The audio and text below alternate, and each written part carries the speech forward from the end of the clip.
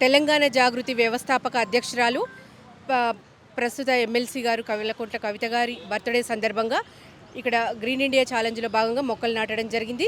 కేసీఆర్ గారు ఏదైతే కలగన్నడో ఆకుపచ్చ తెలంగాణను చేయాలన్న దిశలోనే జోగినిపల్లి సంతోష్ కుమార్ గారు చేపట్టిన గ్రీన్ ఇండియా ఛాలెంజ్లో మా బీఆర్ఎస్ మహిళలంతా కలిసి కూడా మొక్కలు నాటడం జరిగింది. కవితక్క గారు ఎన్నో ఉన్నత శిఖరాలు ఇంకా అధిరోహించాలని తెలంగాణ రాష్ట్ర మహిళలందరి తరపున కూడా భగవంతుని ప్రార్థిస్తూ నిండు నూరేళ్ళు ఆయుర ఆరోగ్యాలు కలిగి ఉండాలని కోరుకుంటూ మరొకసారి జన్మదిన శుభాకాంక్షలు తెలియజేస్తున్నాం. ఈరోజు కల్వకుంట్ల కవితక్క గారి జన్మదిన సందర్భంగా మా ఎమ్మెల్సీ తెలంగాణ జాగృతి అధ్యక్షురాలు కల్వకుంట్ల కవితక్క గారి జన్మదినోత్సవం సందర్భంగా తెలంగాణ భవన్లో మన జోగినిపల్లి సంతోష్ కుమార్ గారి ఆదేశానుసారం రాఘవ గారి ఆధ్వర్యంలో ఇక్కడ తెలంగాణ భవన్లో మొక్కలు నాటడం జరిగింది.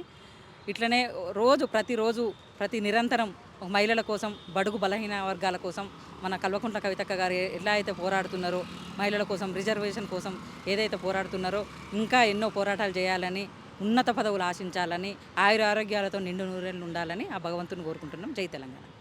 అందరికీ నమస్తే. ఈరోజు శ్రీమతి కల్వకుంట్ల కవిత గారు నిజామాబాద్ ఎమ్మెల్సీ, మాజీ ఎంపీ, తెలంగాణ జాగృతి వ్యవస్థాపక అధ్యక్షురాలు, కేసీఆర్ గారి ముద్దుల కూతురు శ్రీమతి కల్వకుంట్ల కవిత గారి జన్మదినం సందర్భంగా గ్రీన్ ఇండియా ఛాలెంజ్లో భాగంగా జోగినపల్లి సంతోష్ అన్న ఆధ్వర్యంలో మేము ఇక్కడ మొక్కలు నాటడం జరిగింది. తెలంగాణ మహిళలంతా కల్వకుంట్ల కవిత గారి వెంటే ఉన్నారు కాబట్టి రాబోయే 33% రిజర్వేషన్స్లో మహిళలకు పెద్ద ఎత్తున పాత్ర ఇవ్వబోతుంది BRS. Once again happy birthday dear కవితక్క. Thank you. జోగినిపల్లి సంతోషన్న గారి ఆధ్వర్యంలో తెలంగాణ భవన్ దగ్గర ఈరోజు కల్వకుంట్ల కవితక్క గారి జన్మదిన సందర్భంగా మొక్కలు నాటడం జరిగింది. అందులో మేము కూడా పాల్గొన్నాము. నేను సోషల్ మీడియా వారియర్ని.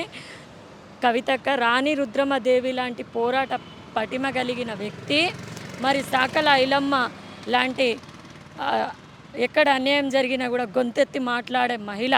అటువంటి మహిళ తెలంగాణ కోసము ఇప్పటివరకు జాగృతి అనే వ్యవస్థ స్థాపించి ఎంతో అద్భుతంగా ఏ పోరాటం చేసిన అక్క ఇప్పటివరకు అన్ని పోరాటాల్లో నెగ్గింది. అటువంటి అక్కకు జన్మదిన శుభాకాంక్షలు. మహిళలకు 42% రిజర్వేషన్ తీసుకురావాలని ఢిల్లీలో కూడా అక్క జంతర్ మంతర్ దగ్గర ధర్నా చేసింది. ఆ ధర్నా కూడా ఫలించి 42% రిజర్వేషన్ కూడా వచ్చింది. కాబట్టి కల్వకుంట్ల కవితక్క గారికి జన్మదిన శుభాకాంక్షలు అక్క. మీరు నిండు నూరేళ్ళు ఆయురారోగ్యాలతో సుఖ సంతోషాలతో ఉండాలని మనస్ఫూర్తిగా కోరుకుంటున్నాను. జై తెలంగాణ, జై కవితక్క.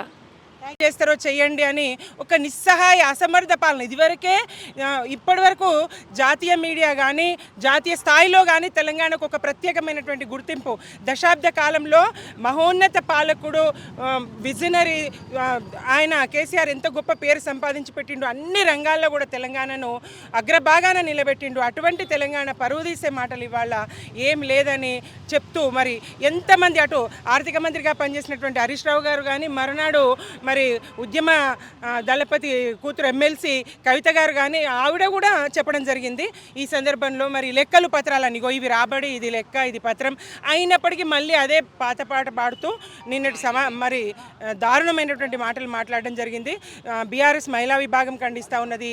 రేవంత్ రెడ్డి మాటలను వెనక్కి తీసుకోవాలి, కేసీఆర్ గారికి క్షమాపణ చెప్పాలని, బేషరతుగా క్షమాపణ చెప్పాలని డిమాండ్ చేస్తూ ఉన్నది. జై తెలంగాణ, జై కేసీఆర్.